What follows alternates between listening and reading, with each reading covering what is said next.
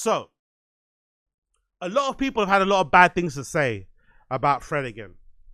And mostly the Fred again thing, discourse is mostly centered around his background and his upbringing and the fact that he comes from wealth and shit, right? And I think his parents have like a Wikipedia, right? Whenever your parents have a Wikipedia with links and shit and whatever, and you know sections, you usually come from, you know, you had a decent upbringing. Let's just say that. But to be fair, I think most of the coverage about Fred again, I think maybe writers have kind of gone out of their way to kind of describe him as an underground artist, which I think kind of triggers people because it makes them think like he's saying he's working class. I don't think he's saying that. I think calling somebody underground because they just started, like, surely you can still be underground even though your uncle's Brian Eno and you come from wealth, but you're starting up yourself. Like you have to start from the underground. Like you start uploading stuff on SoundCloud, you get no listens, then all of a sudden you get listens, you might get fucking signed, then you go up. But you have to start from the underground at some point. But I guess with Fred again, maybe that doesn't happen. And maybe as well, part of the issue is because he kind of has popularized this sort of like modern day version of jungle. Maybe you're gonna call it drum and bass music, whatever, right? Maybe a lot of people are annoyed because the actual pioneers of jungle have not really been acknowledged the way he's being acknowledged. I get that, cool. But, you know, time moves on. It is what it is. But for me personally, I'm all about the music. I'm all about the music. And when it comes to the music, I personally think those first couple of albums have been a bit dated. They're a bit dated. I think they sounded pretty good during the pandemic because they captured a particular moment. They were like a time capsule. All the voice notes, the feeling around it, it kind of captured that moment. But I think a lot of that music doesn't really exist well nowadays. It's not really popping the way it should, in my personal opinion. I don't really listen to those sort of tracks. And another thing why I wasn't a big fan of Fred again was the live shows. I played clips on the podcast before. I think some of his live performances are pretty shit. Unfortunately so, because he's obviously very musically inclined and talented and stuff, and I think the live shows should be a lot better than what they are. But when you listen or watch them, maybe when you're there in person it's different, but he really doesn't, it doesn't hit the same. It's just terrible. Like some of the improv, some of the beat selection, some of the execution in general, it's just like horrible to the ears. But I'm sure maybe it's a bit different in real life, so it's a bit strange. Like he's a producer, but then when he performs live, it's a bit terrible. But then, of course, that Boiler Room happened. That obviously changed everybody's mind. It was sort of fucking amazing. And then this album dropped called 10 Days recently, right? And I have to be honest, this might be his best album. 10 Days might be his best album. Legit. 10 Days might be his best album. This is really fucking good. And I know a lot of hate around him. Maybe he's got an annoying face. You don't like the live shows. The crowd is too white. He's rich. Whatever. Put that to one side. Let's just talk about the music. The music is fucking good. The music is fucking good. If anything, the music itself, listening to this for the first time through, all the way through, it felt like a soundtrack. It felt like a score to a movie. Like legit, it felt like a score to a movie that I could kind of envision in my head, like a kind of, you know, a coming of age story of sorts. Maybe towards the tail end of the pandemic, like coming into this new world, trying to adapt, trying to kind of center yourself, find a career, connect with friends, lose loved ones, blah, blah, blah, blah, blah. That's what it kind of felt like. It felt like a score of a movie, like some sort of soundtrack of a movie. And legitimately on the entire album, there might be like 6+ singles on there. I swear to God, there might be, this album is so strong, there might be like 6+ singles. I would say the first like 12 tracks are probably the strongest, but it's also 20 tracks long. So for it to have 12 strong tracks outside of interludes means that this is a really good album. This is easily like 9 out of 10 for me, in my opinion, and definitely will be a contender for me for my end of year album of the year list. I swear to God. One of my favorite tracks on there, which I'll probably play as my tune of the day, has to be the one with the Irish kids on there. What's the one called? It's got with the piano. And I just stand there. Yeah, that one. Number 8. I just stand there. The piano section on that. God almighty. It's legitimately like, you feel like you're levitating listening to that song. I can only imagine what listening to Just Stand There will be like listening to him live. Having that live, maybe having a little pinger, right? Maybe taking a little cut of a little tab or something. closing your eyes, putting the headphones on. Ooh, I can only imagine. I can only imagine how that experience would be. Like, wow. Like, just like levitating. Listen to that. Like, it must be fucking amazing. Another track that I really love as well is a track with Jimmy Legacy, actually. Big up Jim Legacy and Josie. By the way, Josie, like, such an incredible vocalist. Like, really unfortunate that a lot of Josie's great work was featured on the past Diddy album that everybody's ignoring now because of the lawsuits and shit. But Josie's like impeccable. Josie and Jimmy Legacy back to back on that track, like phenomenal. And then another track that I really love as well is the one right towards the end, which is Backseat, featuring Japanese House and Scott Hardkiss. But the entire album from Fred Again is fucking phenomenal. Please check it out. It's amazing. There's a bunch of people that don't like it. Social media is going crazy, trying to, you know, sully the guy's name, talking shit. But again, it's mostly because they don't like him as a person, which is understandable. But me personally, I like to divide the fucking, or separate, you know, the person from the music. And sometimes the music is just so strong, you can't deny it. And I think this album, 10 Days from Fred Again, legit is his best album. And this, I think, will age way better than the previous ones. But there have been some people that haven't liked it and they've made their opinions very vocal. And one platform that hasn't liked it has been Resident Advisor, and they wrote a pretty scathing review of the fucking album that I'm going to read here for you. This is courtesy of Resident Advisor. It says, the superstar producer delivers another uncomplicated, largely forgettable LP that feels trapped in nostalgia loop. Like, forgettable. Honestly, considering the amount of shit music that has been out this year, come on, man. So, RA says, call it luck, call it privilege, call it genuine talent. But this is hard to deny that in a few short years, Fred Gibson has achieved an extraordinary amount. So I wonder if a lot of the fucking hate towards him is just like also centered in jealousy. Because unfortunately, I understand why some people get jealous in the dance music industry or the electronic scene, because the path to make it is just so different for everybody. One person can make it off the strength of just like one boiler room, right? Jada G, I think, was a one example. Like, she's toiling, doing her thing. No one really kind of is caring. But then one boiler room at fucking Deckmantle and boom, she's a fucking star, right? The same goes for like High, right? She had one chance to perform, so I forgot where it was, and then she turned to a big star. Other people just toil away for years and years and years, and it never really picks up for them. So I can understand why the jealousy and envy thing can exist for some people, but I think some people are also just incredibly talented, and it was going to happen regardless. Like, if Fred Again was born on a council estate or born on a fucking estate, he would still have made it. The guy is really good at what he does. Like, let's not lie. The guy is really fucking good. He might not be the best DJ, live performer, I don't think, a little bit weird, but when he gets into the studio and he has to produce, that nigga can produce, right? That nigga can produce. It continues. It says the 31-year-old British producer Fred Again has been hitting the kind of milestones that most of his peers could only hope to achieve over the course of an entire career. His 2021 debut album, Actual Life, was a misty-eyed, house-infused journal entry that arrived in addition to his main job at the time as co-writing for hits for Ed Sheeran and Stormzy. Actual Life followed a suit in accolades, peaking at number 9 in the dance albums charts, amassing a nearly 500 million streams on Spotify alone to date. God damn. 500 million streams. Okay, since then, Gibson has released 2 more Actual Life collaborated with Romy and Sam Smith and Swedish House Mafia. Yeah, maybe the first Actual Life was good. Number 2 and 3, not so good.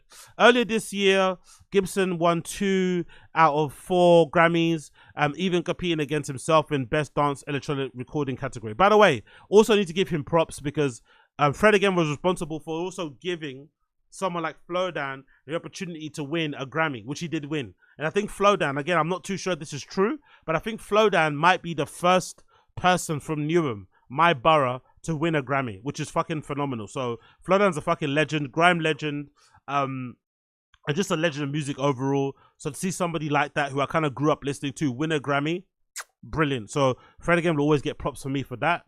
It continues. Gibson has reached a point where he can announce a string of arena shows anywhere in the world with only a few days' notice and instantly sell them out.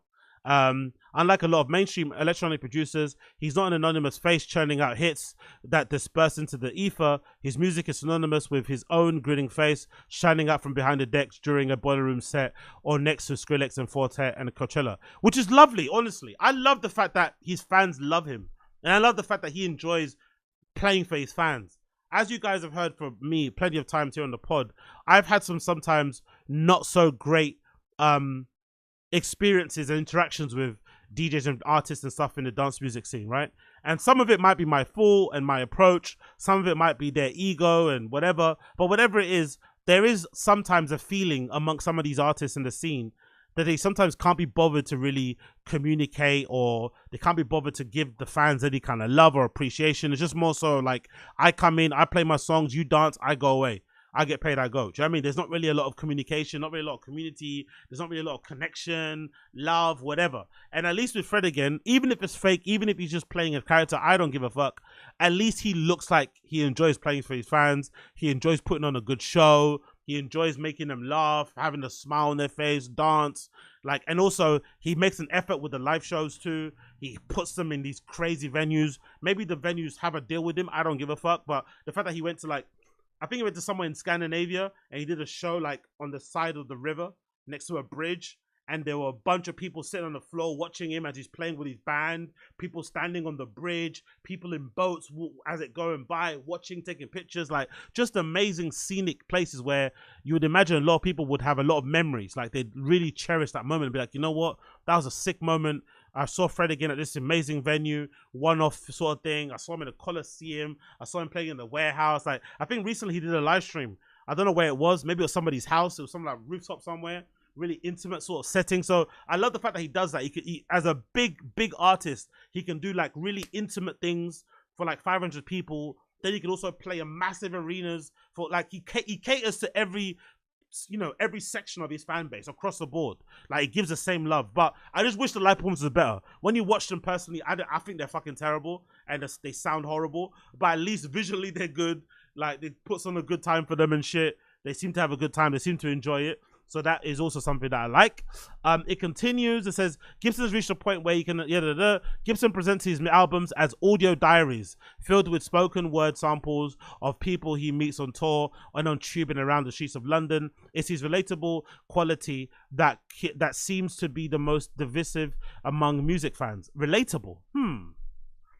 Is he relatable? No, I just think he's personable. I wouldn't say he's relatable. I say he's more personable. He's like a human being, you know? He's a real human being. He seems chill. He seems... It's like Skrillex. I don't think Skrillex is relatable. That guy's a freak of a producer. He's been around for fucking donkey years. Like, no one... Do you know what I mean? There's not many people as talented as someone like that. I think Fred again is just a personable. He seems like a chill guy. He doesn't seem like type of... He doesn't... I don't know. He doesn't seem to have a super big ego. He seems to be able to say hi to his fans and speak to them and, you know, return some messages and maybe not leave them unseen. I don't know. I think that's more of the quality, I'd say. It continues. It says either it inspires devotion from his dance music casuals. Dance music, honestly, this is so insulting. So if you like him, you're a casual. But if you don't like him, like, come on, man. So it either inspires devotion from dance music casuals or zealous critique from those who rebuke the idea that a toff is finding outside success off the back of supposedly authentic British sounds neatly packaged for the masses. That's one thing that I hate as well, by the way, when it comes to music. Like, this whole thing is like, as if like, just because somebody comes from wealth, they don't have the ability to like, so basically they're saying that if you come from wealth, you're not permitted to like make grime music because of grime music's origins. You can't make UK garage. You can't make funky house. You can't make dubstep. Really? You can't make drum and bass. Really? You can't make jungle because you weren't born on a council estate. You can't make jungle because you had a fucking detached house because your house had a driveway. Right? Like, what? Come on, man. Because you went to private school, you can't, like, come on. Music is music. I just care about especially nowadays where there's a considerable lack of good music. Most people can say that. I think most people, like, I go out of my way to try to listen to albums. Legitimately. But I think most people don't. Most people just listen to playlists. Most people just listen to snippets they find online, and that's it. They don't really give a fuck. because the music isn't really there. There's not really that much demand. There's not really an urge to go and listen to new stuff because most of the new artists are pretty shit. So when there's someone comes around that is quite good, I think it's nice to give them a bit of, a bit of props, regardless as if their dad is whoever, if their uncle who's whoever. Like, just give the props to the music. Personally, that's what I would say. But again, what do I know? It continues. It either inspires devotion from dance music casuals or zealous critique from those who rebuke the idea that a toff is finding outside success on the back of supposedly authentic British sound, neatly packaged for the masses. This kind of discourse should be inane. Many producers come from moneyed backgrounds. They just don't expose themselves front and center, and like Gibson does. But it's had an exposed. What was he exposed? Exposed. But it's had an interesting domino effect. Anytime an apparently credible producer like Forte enters Gibson's orbit, sellout accusations start to go thrown around, a rare occurrence in an era when the lines between pop music and authentic dance music are more than blurred. Exactly, and I don't know, I think, personally, I wouldn't like to go to the shows. I think they're a bit of a mess, but clearly, artistically, Skrillex, Forte, and fucking Fred again, they seem to have a lot of synergy. They seem to get along. They're all pretty odd personalities anyway.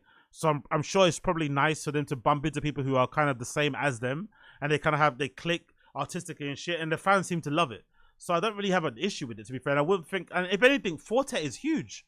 Forte isn't exactly underground, so how's he selling out Silence's Fred again? He's maybe not as popular as Fred again, but Forte is massive. Like, Forte is like not the underground. He's not the person that we all might have discovered playing in fucking Plastic People back in the day. Like, Fred again now is a big star. So this whole idea that, he's selling out is like bizarre. Like, huh? How's he selling out being to Fred again? Like, it continues. 10 Days, Gibson's fourth album and first non-actual live-branded release, only slightly shifts the parameters of his quintessential sound. The LP is built around a sung vocals, including Gibson's hazy rhythms, uncomplicated melodic samples, meaning that he thankfully don't have to consider the implications of a landed gentry sampling construction worker in Atlanta. What? We don't have to consider the implications of landed gentry. Nor do we have to resist the urge to just flick Spotify for some late period burial instead. The content of 10 Days is still unmistakably Fred again, soft-hearted house and techno ballads with the Instagram Rio de Janeiro filter laid over them. Yo, that is so insulting, man. Come on, bro. That is so reductive. That is so insulting and reductive. Like, that, it doesn't, what sounds like Rio de Janeiro? Like, what? Huh? It's just really good. Like, I think it's, how do you, would I call it ephemeral? I think it's just really good music, personally, for me. It's just good vibes. It makes you want to smile. It makes you want to see him live. It makes you want to be amongst other people. It makes you want to dance. It makes you want to go outside. It makes you want to touch grass. Like, I think it's a good album. I really fucking enjoyed it. I'm not gonna lie. I really enjoyed it. And again, I've not been an enjoyer of Fred again albums, but I think this album is really good. They have a tendency to swing into to ponderous, beatless stretches, or build up to a saccharine Smith drone finales, as if they know that the final destination will ultimately be a short film produced by Nike, directed by a young British creative. Look at RA. Look, that's the thing. Like, I'm okay with RA doing these scathing reviews if it applies across the board. Because it's easy to dunk on Fred again, because Fred again's the kind of the scene whipping boy. But let's dunk on people that everybody's kind of sucking off. Let's do that. If you're really about this whole like scathing review thing, if we're going back to the RA of old, let's see RA keep the same energy with some of the other artists who they kind of run cover for, or they turn a blind eye to when they do some bad shit. Let's see that, because it's easy to dunk on Fred again because everyone's dunking on him. But I want you to dunk on the people who they're in bed with when it comes to the agencies, all that sort of stuff. Let's see if they keep the same energy. If they do, I'm fine. If this is just selective fucking politicking, then they can fuck off. But let's continue. Some songs feel like a copied homework version of other tracks. The Chika and Anderson collaboration places nods to Khalees and Andre 3000 Millionaire. This is a fucking great sample, by the way. It sampled really well. I think so. I definitely did it pretty well. Just Stand There featuring Northern Irish vocalist Soak plays like a more treacly version of Millie Brown and Annie Mac's 2012. Come on. Yeah, whatever, man. Does it sound good now? Yes or no? Like, all this, it sounds like this, it sounds like that. Like, come on, man. This fucking whataboutism reviews are fucking lame as well. Do you like the track or not? The tracks that feel like direct tributes to older, better tunes tend to fare better than the majority of the album, which is hugely sentimental, but never sufficiently sharpens with edges in a to counteract all the mush.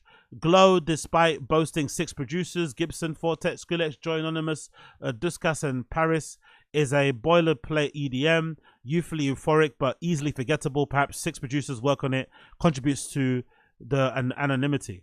Personally, I think it's really optimistic. I love the optimistic vibe of it. I love how happy and joyful it is. Considering the other ones were a little bit more miserable and sad and maybe demure, right? For lack of a better term, because of the time that we're in. But I think now this album is really joyful. I really like it. I'm not gonna lie. I really fucking loved it. The album continues to struggle from there. 10 features the slippery gossamer vocals of talented London upstart Jim Legacy, but here he's largely used as another piece of furniture, a texture to blend into the Gibson rounded of house beat. Piece of You Need another collaboration with Joy Anonymous, aims for the exalted piano house, but like much of Gibson's music, it feels like it's playing from a distance, meaning that it's washed out way of registers as meaning to convey a depth of nostalgia. In practice, it feels more like Gibson was struck by lightning while watching Skins club scenes and is forever doomed to make electronic music only fit to soundtrack forlorn glances, abject tragedies, and single tear dribblings from perfectly glossed eyes. Yo, they say he makes music for Skins. Yeah, that's insulting, bro. That's insulting. He probably wasn't alive when Skins was on air. Like, fucking hell. I personally liked it, but of course RA didn't. But I personally fucking liked it. I thought it was probably one of his strongest. Like I said, the track 10 featuring Jim Legacy is sick. Even this track with Sampha, Fearless. I'm not really the biggest Sampha fan. If you know, I think sonically, I'd probably choose like Dev Hynes, Blood Orange over Sampha. You know, I'm not really been the biggest Sampha fan over the years. I think he's a bit overhyped personally, but I think he sounds amazing on Fearless. Obviously, I'm just standing there with this guy. That's one of my favorite tracks. I've been playing that replay. The Andre 3000 Khalees track sampled on this one. Track number 10 is pretty good. I also enjoy Where I'll Be. Piece You Need, I enjoyed. And one of my favorites is the last one, Backseat. I really do like it. I'm not gonna lie. I really fucking enjoyed it. So I think it was a really good album. Personally, for me, I really fucking liked it. But maybe I'm in the minority because RA doesn't, and everyone online is also agreeing with RA and saying, yeah, finally RA's back and they're being insulting. It's like, bro, let's let them keep the same energy. I hope they keep the same energy with other people and not just do this because it's Fred again and he's an easy target. Let's let them keep the same energy with other people, then I'll be happy. Let me see what some of you guys are saying in the chat. Sorry for abandoning you. I see a lot of people replying about this particular one. Let's see. What you guys saying about this? What you saying? Big up to Netwatcher. When you're on that level and surrounded with so many like-minded people who are also top-tier artists, inspiration and technical methods, you really can learn so much so quickly.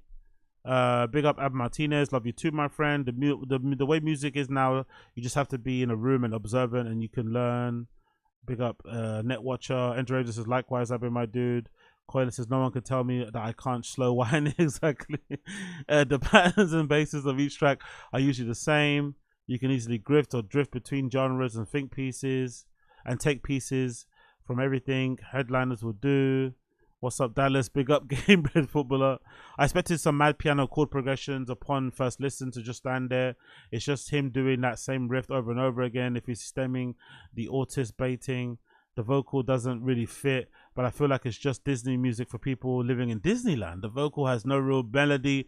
It's just there to break up a loop a bit and try to keep things interesting. Fred again could def make better music than this, but he's sticking to the blueprint, which is happening too much these days. The wee Norn Island lad is proper masturbatory to his whole presence. Actually, feels weird. Really? Okay, fair enough. Fair enough. Personally, all the reasons why you said you didn't like it, I liked it. I'm not gonna lie.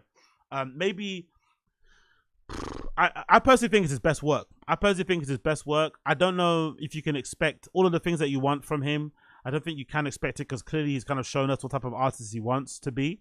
I think these sort of like audio diary format thing that he does, although it's kind of annoying with the voice notes and the little tidbits here and there, I still think it works for him. Why kind of, why try to fix something that's not broken? And clearly the fans love it too. And I feel like this is a really good, I don't know, I think he does a good job of like making stuff that sounds good in your headphones and making stuff that will sound good if you watch him perform live, which I think a lot of people don't tend to do nowadays. Like usually a lot of stuff like only sounds good on your headphones or sounds good only in the club. But I feel like he does a good job of like being able to meld those two pieces together. So that he deserves a lot of credit for.